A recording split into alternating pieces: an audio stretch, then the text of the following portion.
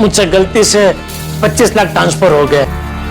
हाँ, आपकी बात तो सही है, पैसे तो आए हैं। तो वो 25 लाख अभी आप वापस मेरे अकाउंट में ट्रांसफर कर दीजिए। क्यों?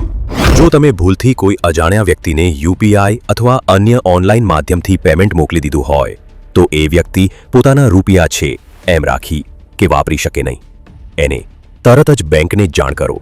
તમારી બ્રાન્ચમાં જઈને લેખિત અરજી આપો અને ટ્રાન્ઝેક્શન આઈડી, તારીખ, રકમ અને એકાઉન્ટ નંબર જેવી તમામ વિગતો આપો. બેંક ઇન્ટરબેંક સિસ્ટમ દ્વારા એ પૈસા પાછા લાવવાનો પ્રયાસ કરશે. જો પૈસા પાછા ન મળે તો પોલીસ અથવા સાયબર સેલમાં લેખિત ફરિયાદ કરો. એ માટે નેટ બેન્કિંગ અથવા યુપીઆઈનો સ્ક્રીનશોટ, મેસેજ અને બેંક સ્ટેટમેન્ટ એ પુરાવા તરીકે આપો. કાયદા મુજબ ઇન્ડિયન કોન્ટ્રાક્ટ એક્ટ સેક્શન 70 કહે છે કે ભૂલથી મળેલ રકમ બીજાને રાખવાનો અધિકાર નથી. એ પાછી આપવી ફરજિયાત છે. જો ના આપે તો ચીટિંગ અથવા ક્રિમિનલ મિસઅપ્રોપ્રિએશનનો કેસ થઈ શકે છે. તેથી સાવચેત રહો અને ભૂલથી પૈસા ટ્રાન્સફર થાય તો તરત જ યોગ્ય પગલાં લો.